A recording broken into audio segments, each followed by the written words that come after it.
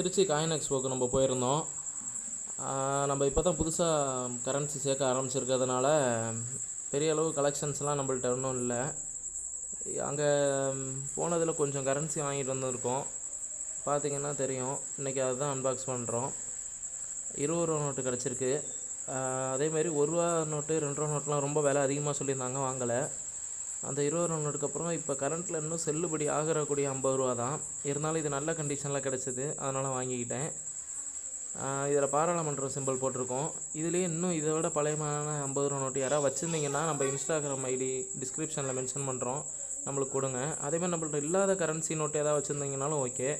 இந்த 100 ரூபா நோட்டு ஓரளவு பழசு தான், நல்ல கண்டிஷனில் கிடச்சது, வாங்கிக்கிட்டோம். இதுலேயே இன்னும் 2 வெரைட்டியில் 100 ரூபா நோட்டு கேள்விப்பட்டிருக்கேன், ஆன்லைன்லேயும் பார்த்துருக்கேன்.